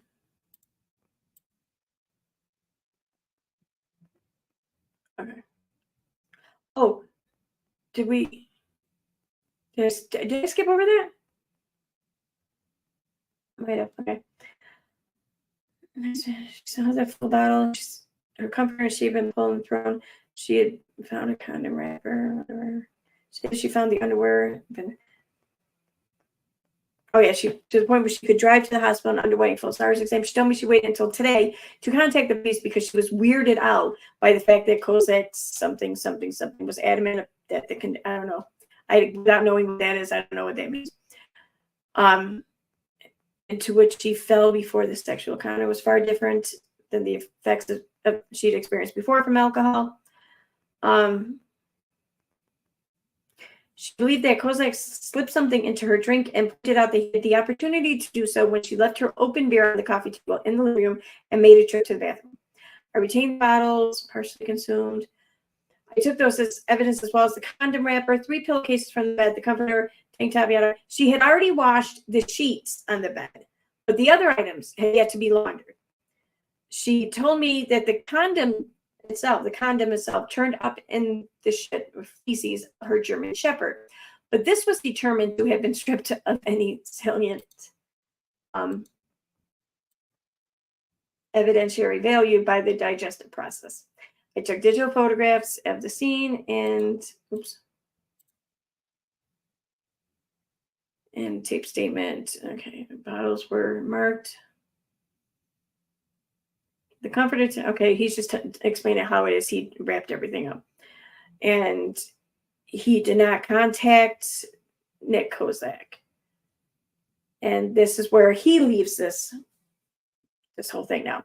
Now in comes the investigating officer, the one that, quote unquote, berated her for however long, she said, for hours. So this is his supplementary report. April 7th. Wait, April 7th. He must have gotten that date wrong because wasn't it? It was April 21st. Why is the date wrong? May 8th. Oh, I think he meant May 8th. He meant May 8th. That's right. So, actually, I'm going to let the video play and then we're going to pick up here.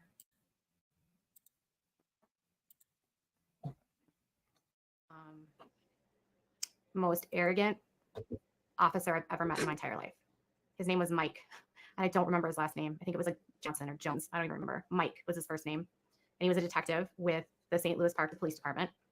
And he was really cocky. And he talked to me about how he solved all kinds of cases that were like red rum. Like I remember him telling me like, I just solved this recent red rum and I'm a really good detective. I mean, that's literally like how he treated me. Like I should be applauding him for solving it, you know? And he brought me in and he was like, well, I had an opportunity to speak with John. And I was like, okay. And he's like, John has quite a bit of a different story. And I said, okay. And he's like, really? Yeah. I would say Detective Mike was like your classic. Okay, so I'm reading the comments here. And I wonder if you're right, Rainy Days. I remember when Katie told the story for the very first time, she said the nurse was awful to her and didn't believe her. This live is not the first time she told it. I can't remember where now. It's somewhere. I have the video.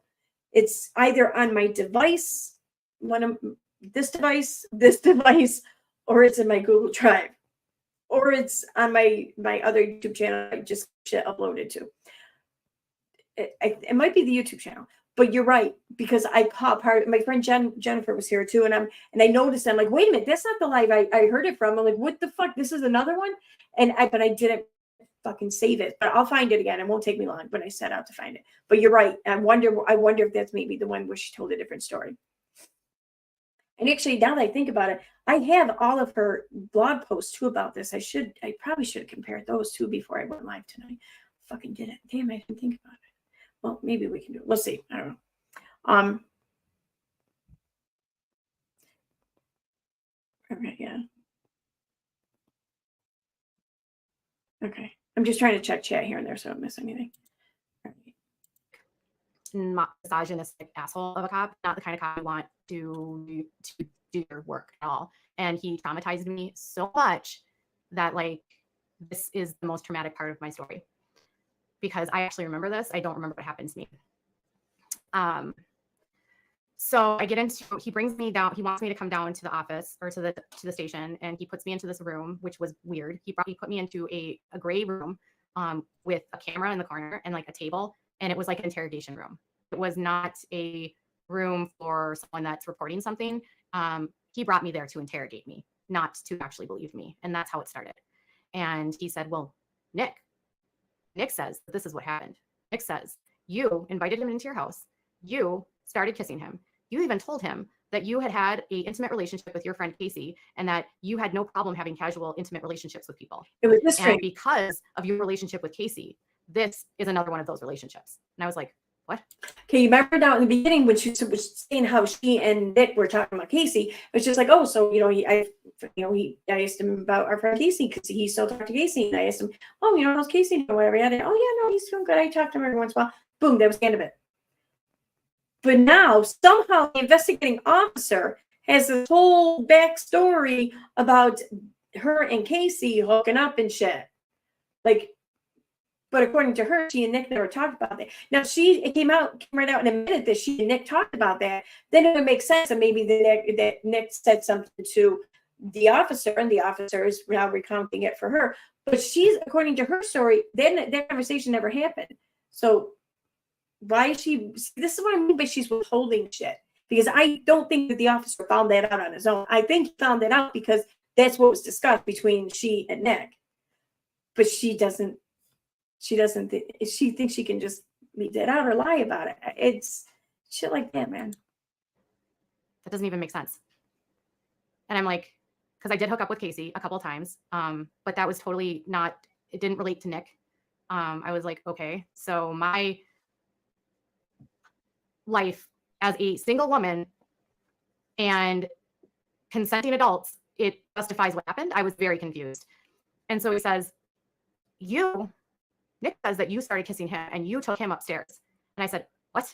And he says that you kicked the dogs off of the bed. You kicked all of the covers off the bed. He says that you even put his thing in your body. What? What? He told the police that I put it in me, with my hands. What? I couldn't believe what I was listening to. I'm like, so I did everything? Really? And I'm laughing right now because it's like, I couldn't believe it. He says, yeah, so you put it into you. And I'm like, okay. And he goes, and then apparently you still wanted to do it more, but you were pretty dry. And I said, okay. And he's like, so Nick said he had to go to Cub Foods to go buy some lube and some protection. And I said, what? That didn't even make sense to me. I was a 27-year-old woman. I never had problems with that at all. If you have problems with that, I understand. I'm not trying to shame you, but I was 27 years old and I never had issues. But like, if you're like under like the age of like 35, then you got issues. Like that's what it sounds like. I mean, if you're having sex, there will be times where that shit's useful. I don't care what age you are. There will be fucking times. There have been times. There are times. No matter your age. Because there's a lot more of circumstances that go into that than just how old you've been on or how many years you've been on this earth. There's a lot more variables there. And any one of them can will not put a damper on the night, but put a lack of damper on the night. It's just, dude, come on. What the fuck? With needing that at all, right? And he's like, so he went to Cub Foods and he bought this KY and he bought the protection, and then he even went over to McDonald's and he went and got a egg McMuffin, and then he says that he went back to your house and you guys did it 2 more times. And I was like, what? I only remember pushing him off me once. He's like, oh no, Nick said that you did it 3 times that night. And I'm like, what? He's like, yeah, 3 times. And I was like, no. I said, I don't remember any of that. And he goes, well, you know, Nick's from a really good family. And I said, what does that mean? Well, Nick has receipts for going to Cub. Nick has a receipt for being at McDonald's. He kept those receipts. And he told me. He kept those receipts, dude. We're talking like a couple of weeks maybe, okay? If that, like, I swear to God, I think I still have a receipt or 2 in my purse from when I was in Kansas at the end of February, okay? That doesn't mean shit. That you're reporting him to the police because he didn't leave a phone number. And he also said that you were mad at him because he told you he had a girlfriend. And I was like, what? He never once told me he had a girlfriend. And it wouldn't have mattered because I wasn't planning on doing this with him. I'm like, okay. And he's like, well, Nick's from a really good family. And Nick's family would never be involved in something like that. And I was like, what does his family owning funeral homes and a couple of restaurants have to do with anything? What does his family owning funeral homes and a couple of restaurants have to do with them being a good family? Because according to her, the investigating officer here said, well, Nick's from a really good family. Oh, well, what does them owning businesses have to do with this? Because that's what it takes to be in a really good family, is to own businesses. Like, if anything, I think some people would argue that if you own that many businesses, you might be in a shit family, but that's stereotypical. I'm stereotyping. I get that. My point is that owning businesses doesn't determine whether or not a family is good or bad.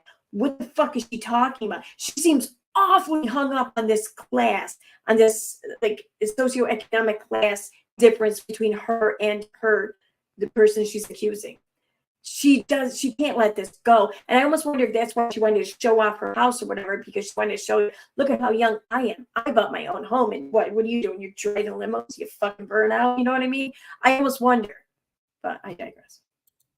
And he's just like, his family has really good prestige. They're very well respected. I can't imagine someone from this family doing that. And Who I the was fuck like, says that someone's family has good prestige?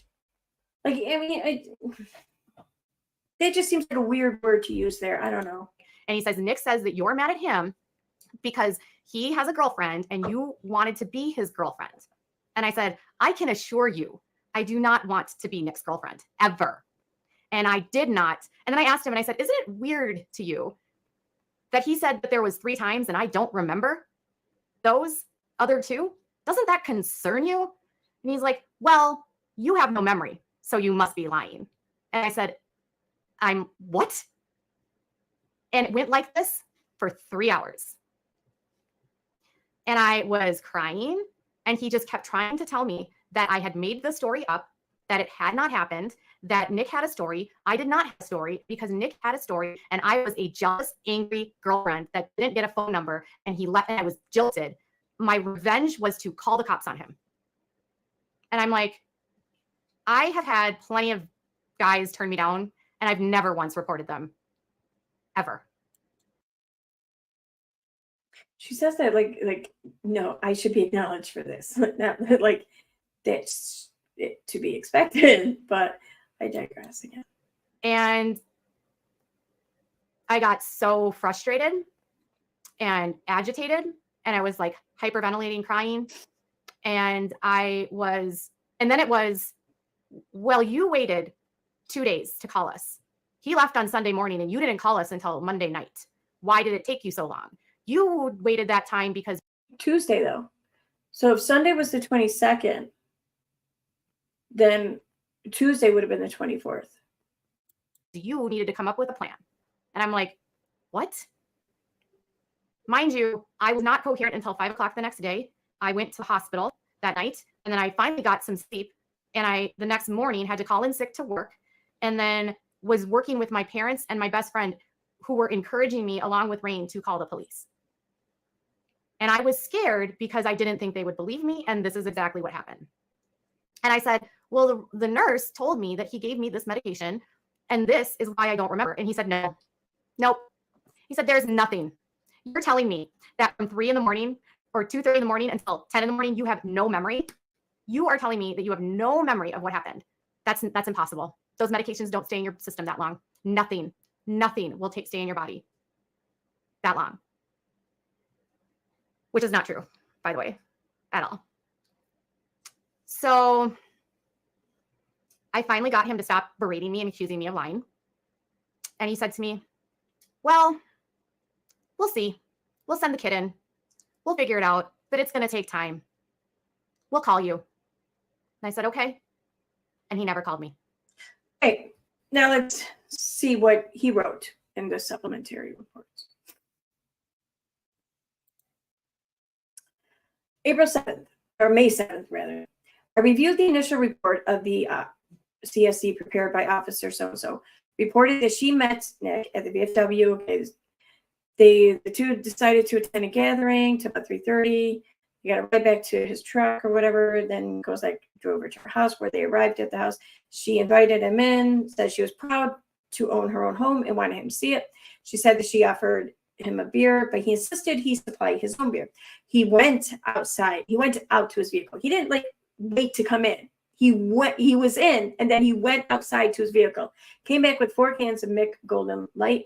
States that Kozak was touching her and putting his arm around her, to which she responded, I don't mind that.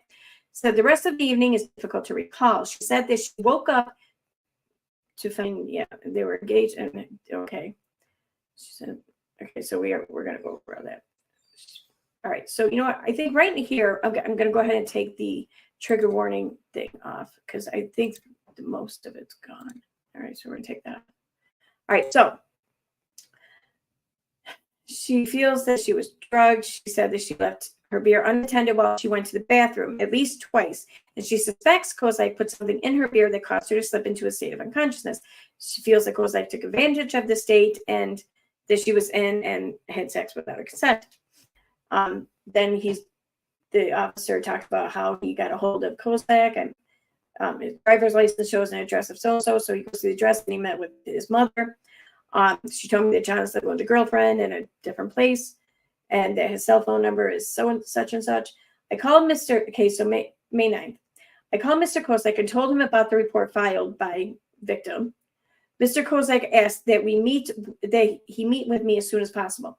We agreed to meet in an hour at Boom Island Park, a location Mr. Kozak was familiar with and knew it was fairly close to my office. So we meet up about an hour later. I met with an interview with Mr. Kozak. His account of how he met the victim up until he found himself at her house is very similar to that of hers. Mr. Kozak said that they met at and I think this is where I fucked up. It was 17.5. Yeah, okay. They met at the VPW just before closing, talked outside, agreed to go. All right, so all that's the same. Oh, said he does not know for sure or what she consumed at the party, but recalls that he had pizza. Then talks about getting the ride to his car, then how he's invited into her home. She showed him around, and then the two of them sat on the couch downstairs where they drank Blue Moon beer. Mr. Kozak insisted he drink his own cheaper beer that he had in the vehicle. He went outside to his vehicle, obtained about 4 cans, and immediately returned to the living room. Mr. Kozak said that the beer he got from his vehicle was left over from a recent limo service customer. He said the customers often bring alcohol and leave leftovers in his car when the night is through. He said that he wasn't certain what type of beer it was that he brought into the house, but remembered that it was warm and he put most of it in the refrigerator. He said that because she's whined before about you wanted me as the victim. She clearly outed herself by telling the story, but I'll play along. So he said that the victim thought it was unnecessary for him to drink his own beer and insisted he drinks her Blue Moon. Mr. Kozak said that she never drank a sip of the beer that he brought in from his car. He said that it was well after 3:30 hours by now, and Mr. Kozak put his arm around her. Okay, there's a bit more of a trigger warning. Sorry. Okay. and commented that she didn't mind that he did that, put his arm around her. Short time later, the victim asked Mr. Kozak if he would like to see her bedroom again. Now, this again threw me off because I'm like, what do you mean again? Wait, he's been there before? But then I remember up above, he talks about how she showed him around the house. I'm guessing she showed him the bedroom, you know, and that's where the again comes into play. So victim took Mr. Kozak upstairs. She led the way, and the two ended up kissing in the bedroom. Mr. Kozak said that victim removed her own pants and got on her bed. Mr. Kozak said that the victim owns a rather large dog. The dog seemed a little upset about the fact that he was about to lay next to her and kept, quote, getting in the way. So victim pushed the dog off the bed several times, taking a comforter with at one point and sort of laughing and joking about the dog's behavior. Mr. Kozak said that he was actually getting quite irritated by the dog and he was about to leave. He stayed, however, and victim asked him if he had a condom, and so he put it on, and she was asking, is it on? Is it on? Is it on? And then upon it being on, Mr. Kozak kind of went down to business, but had a hard time finding where the business was to go. So at which point he said that she then took it in her hand and guided it to where it needed to go. Then at one point during their session, she told Mr. Kozak that he needed to stop. She said that she was getting dry and that it was becoming uncomfortable. Mr. Kozak said that he stayed with her for a few minutes, but decided to leave and go to Cub Foods to buy condoms and lubricant. He returned to her house, went to her bed, and the two began a second session with a new condom and lubricant. Okay. Mr. Kozak said that he fell asleep and woke up a short time later. She was still asleep. So he left and went to McDonald's for breakfast. See, this is the thing. This dude told the officer that he left twice. Okay. And the officer, her recollections, the officer said that he went to Cub Foods and McDonald's like all in one trip. I think it's the two trips. It matters, I think. Went to McDonald's for breakfast. Mr. Kozak does not remember the time, but said it was getting light out. He returned to her house where he attempted to talk with her in bed, but she was obviously still very tired, so he left. Mr. Kozak said that he left without leaving his phone number, nor did he have hers, and he went home. So there's 17.5, now 18. Okay, here's where it gets interesting. May 9th at headquarters, I had victim meet me at my station where I advised her of my interview with Mr. Kozak, and I went through the incident with her. Victim said that she wasn't there that night and can't remember specifics such as her dog interfering with the couple's attempts to get close, and the fact that Mr. Kozak returned to her house twice after their first encounter. Victim said that she does remember, says she met Kozak at the VFW, talked to him outside the bar, had him accompany her to a friend's house where, I don't know, something joined them. And I don't know, they must be talking about a friend of Nick's, somebody else or whatever. Maybe it's fucking Casey for all I know. I don't know. I couldn't read these. These came redacted. And again, she said that she took Mr. Kozak up on his offer of a ride home and invited him in once they got there, said in her original report to the officer that she suspects Kozak put something in her drink when she went to the bathroom. When I interviewed her, she said that she felt herself getting increasingly intoxicated while he was outside getting beer from his car. From the original report, I was under the impression that the victim accused Kozak of retrieving the quote-unquote drug from his vehicle at the same time he retrieved the beer. Her initial report also mentioned that the two continued talking after Mr. Kozak came back inside, and that she went up to the bathroom at least once. I was confused by the timeline that she presented in this interview. It seemed to conflict with the original report. I asked if she ever used any type of drug to enhance sexual experience, and she said that she experimented with ecstasy in college. I don't know why that was an issue. I'm guessing that there was something left out here to explain that away. I don't know. May 10th, so the next day, I called Mr. Kozak. I told him that I had a rather long talk with the victim and asked if he would mind a few additional questions to clear up some confusion. Kozak was very cooperative and told me to ask as many questions as necessary. I asked Mr. Kozak what he could recall about the victim's state of intoxication around the time he went to his vehicle, how long he was outside getting his beer, and what he remembered about any bedroom or bathroom trips took while he was over at her house. Mr. Kozak said that there was no way that he was outside the victim's house for 10 minutes, as she estimated. He said that he was at his car long enough to grab the beer cans and was right back inside with her. He said that they talked for a while and then remembers victim going to the bathroom. He said that he remembers her trip to the bathroom quite well because he felt she was most likely doing so like some girls do before having sex, freshen up or whatever it is you're doing, or just literally just going to the bathroom first. He said that they had already had some flirtatious moments by then, and he was led to believe that victim might be preparing to take the night to the next level of intimacy. Kozak said that he assumed nothing, however, and talked with her for no more than 20 minutes before she asked him to go upstairs. He remembers very specifically that the bathroom trip was well after the few minutes he went out for his own beer, and there was very little time between the bathroom trip and the journey upstairs. If Mr. Kozak's timeline is accurate, then the victim's claim that she felt getting increasingly intoxicated while he was outside and that Mr. Kozak would have put something in her drink while she was in the bathroom does not make sense. Okay. I revisited the accusations regarding the drug again with Kozak. I told him that his timeline makes a lot of sense and that the victim does not. I told him that his account of that evening, including the details with the dog and the trips to Cup Foods at McDonald's, gave him credibility in recalling his timeline. I added that the only thing that would destroy the statement he gave me was learning that he lied about even the smallest detail. Mr. Kozak, the dude fucked up his name throughout the second half of this. It's not Koski or whatever, but whatever. Mr. Kozak agreed and encouraged me to revisit any detail I had an issue with. We discussed the accusations of the victim being drugged. Mr. Kozak was adamant that he put nothing in her drink. In fact, he asked how long it would take to test the bottles so that I could confront the victim with the fact that I found nothing. I told Mr. Kozak that I would take the bottles to the BCA, but that we would have to be very patient for the results. I took the 4 samples, whatever, to the BCA for examination.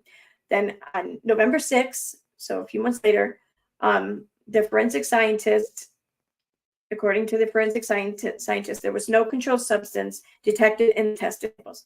There is not evidence to suggest that Mr. Kozak is being untruthful about the evening he spent with the victim. The victim blames her inability to recall the evening on being drugged, as does she the alleged subsequent criminal sexual conduct. Given that there is no evidence to support the victim's statement, in fact, the evidence actually kind of disproves it, I will be closing the case. And there's one more. What's this one now? Oh, this is just a listing of all the stuff that they took into evidence, whatever. I don't even know why I fucking kept that one. It's not even important. Really, alcohol, clothes, whatever, everything that they said that they took. So that's the whole police report. That's the entirety of the police report. Like, well, no, I didn't share the pictures that they took. That's it. But honestly, I think Balls shared them a while back. And in fact, I think I owe Balls an apology because I think I kind of bit Balls' head off in DMs after they did so, because they didn't redact the case number. I don't really care anymore, and it's kind of a to Balls, so I apologize. I myself redact the case number, but it's not hard to find anymore. Like, just literally Balls shared. So anyways, Balls, if you're listening, I apologize for being kind of a bitch to you then. All right, so we're going to go back here. And we're going to listen to this for a little bit more. He never called me. And I was so scared of him. And so I like suffered PTSD from what that happened in that room. I was actually diagnosed with it by a psychologist for twofold, the PTSD from the actual incident and the PTSD from that interrogation. And I never called me back. I've never gotten any information about the kit. And I was so scared to contact them that I didn't want to see his face. Like the thought of having to see the police officer's face again would give me like sweats. I would throw up. I couldn't sleep. So yeah, I never called them, but they never called me, and they promised they would call me. So Alistair says, thank you for super chats, guys. Slow down. So I This has been was, up. I didn't know what to do. So again, I contacted Rain and they told me that my county had some services. This right here is her normal. This is crazy. And I said, okay. And they said, your county has an You're saying essay program, and you call this number, you can get free counseling, and they can help you with legal advice along with, what you need to do to recover. And I said, okay. So I called that number and I went through the county and I went and saw a crisis therapist and I talked to her about what happened with the police. And she said, this is what happens all the time. And she said, just because you weren't believed by the police doesn't mean it didn't happen. And I said, he told me that there's nothing that they could give me that would knock me out for that length of time. And I remember sitting on this chair and she was sitting on these chairs. They were like old fashioned chairs. And she just she looked at me and she said, that's bullshit. I said, oh, what? And she's like, there are multiple medications on the market that these guys buy that will knock you out sometimes for up to 24 hours. And I said, oh, okay. And he's like, so the cop is lying to you or they don't know. And I said, okay. And she's like, either way, you have all the symptoms of being roofied. And I said, okay. So then my county allowed me to have I don't remember, 3 or 4 sessions with her for free. And they provided me a lot of resources, lawyers. I didn't have money, you guys, at all. I didn't know what my rights were. I was 27 years old. I was single. He was from a wealthy family. I felt like I was up against a wall. And they ended up putting me in touch with a clinic that could take me on as a client. So I went from the free clinic to an approved through my insurance therapist who dealt with survivors. So I did everything right. I went to the hospital. I reported him. I went to the county. I got my services. And then I went to therapy. And I spent over 1.5 years in therapy with a clinical psychologist, a doctorate, who specialized in these kinds of situations, who told me repeatedly, it's not your fault. You didn't deserve it. And there are medications that can do this to you. Because when the cops told me that I knew what happened and I had done everything, I started to blame myself because the story made sense, right? I must have been remembering it wrong because I was trying so hard to remember anything and I couldn't. And so she had to work with me for a very long time and remind me that it's not my fault and I didn't deserve it. And then if I told people what happened, I would be blamed. You invited him into your house, you were drinking, and you had a history of hooking up with guys. And I said, what? But you hear that enough and you start to wonder if you did it and if you caused it. And was I the one that brought him up to my bedroom? Did I put it in him? Did I put it in me? Think of how when I look back on that explanation, think of how illogical that sounds. It takes all responsibility off of him to the point of me putting it inside of myself. Who does that? I'm like, he's got no responsibility here to the point of me doing it to myself. Anyways, I was diagnosed with PTSD, flashbacks. Pretty sure every woman has had a moment where they did actually have to guide, so I don't know why she's so flabbergasted about this. I don't The night where he was on top of me and I had to push him off, I had flashbacks and of being in the there's a little trigger warning. I had flashbacks of waking up in the morning. I disassociated a lot. So one thing you don't know about trauma until it happens to you is that a common defense mechanism is to disassociate, which means you have gone through something so bad, your body cannot process it. And you will do anything to survive. And so what happens is you become like a shell and you're existing up here and your body is down here and you're not connected. And so I would feel like I would be in a room with people, but I would be in another planet. And I would feel like people would be talking to me, but I wouldn't talk. And when I had to tell people about what happened to me, I didn't feel connected to it. I could say it with a straight face. And I still say it with a straight face.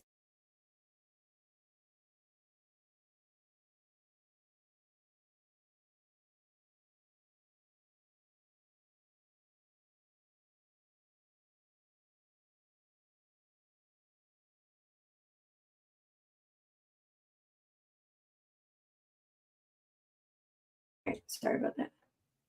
Okay, so I am going to wrap this up very shortly, though.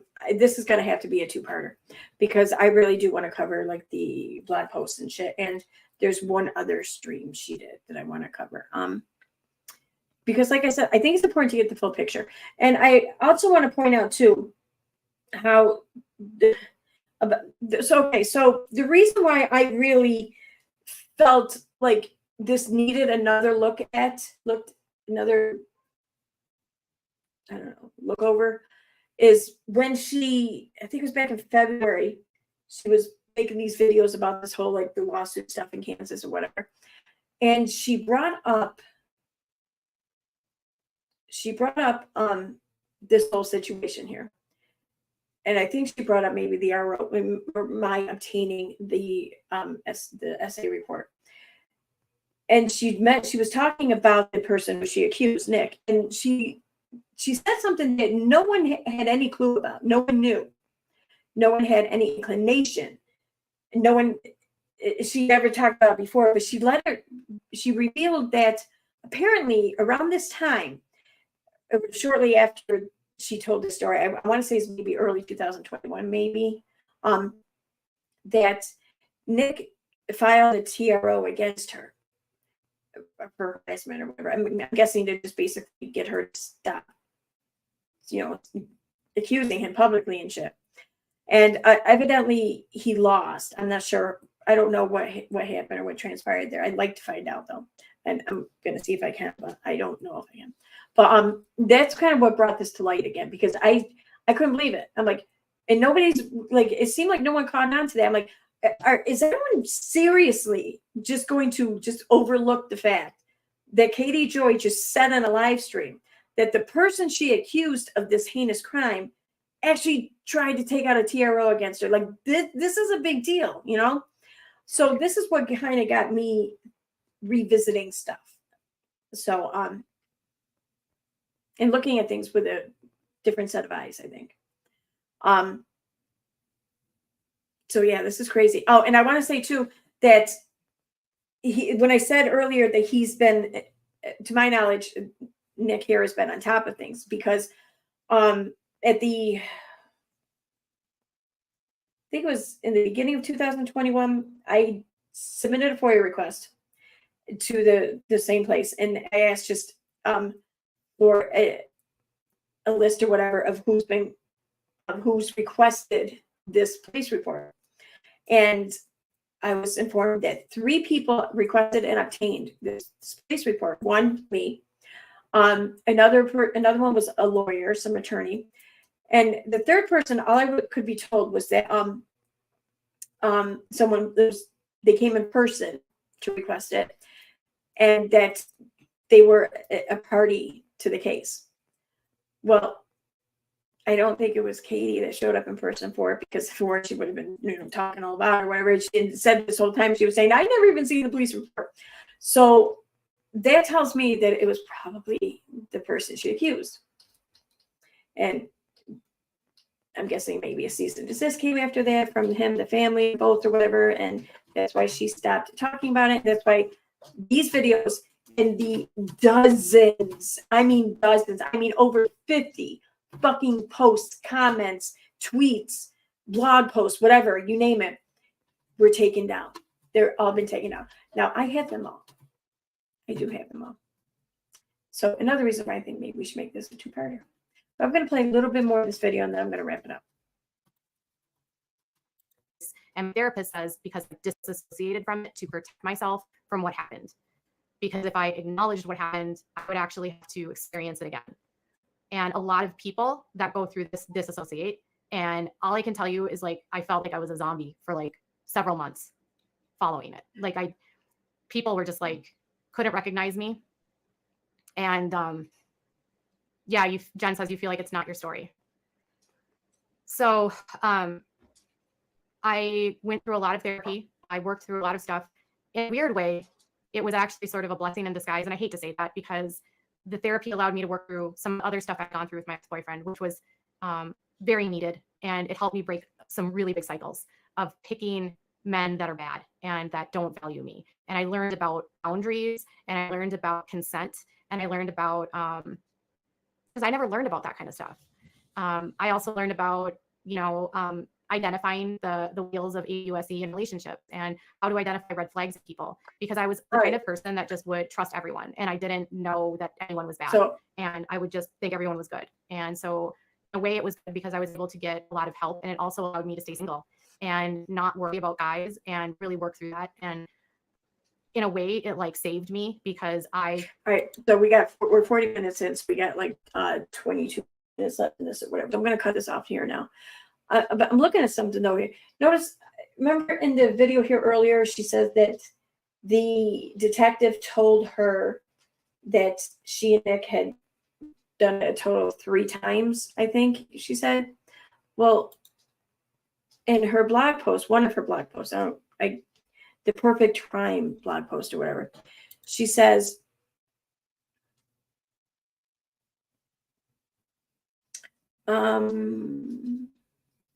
additionally, Nick had a detailed account of the entire night. He went as far as to tell the detective that we had sex 4 times. And I want to say that in another account, it was more than that too. It might have been 5 times. I don't know, but it's weird how the number of times just keeps fluctuating. But we can go over that though in the next stream. So let me get over here to chat. Let me close that off for now. Stop sharing. There we go. All right. I pissed off. Leave it. LOL. There's a video of her having a big man mention me. Oh, I gotta check that out. I gotta check that shit out. Awesome, Shield. Thanks for the heads up. I'll go check that out as soon as I'm done here. She also had to apologize to the grandparents after they sent her a cease and desist. I don't know about it.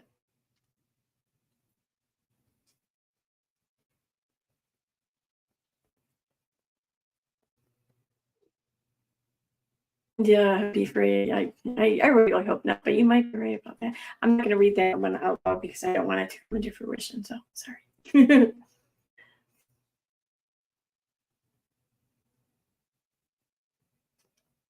Yeah, almost done. You're right, hey Belle. Okay, so this is a very good point because she's done this on several occasions in different situations here now. I want to share that. Where is it? Well, I can't find it here.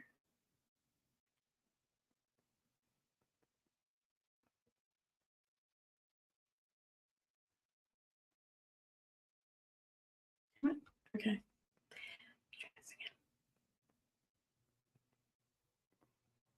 Okay, it's up here. All right. Right here. So, Hellbell, I think. I don't have my glasses.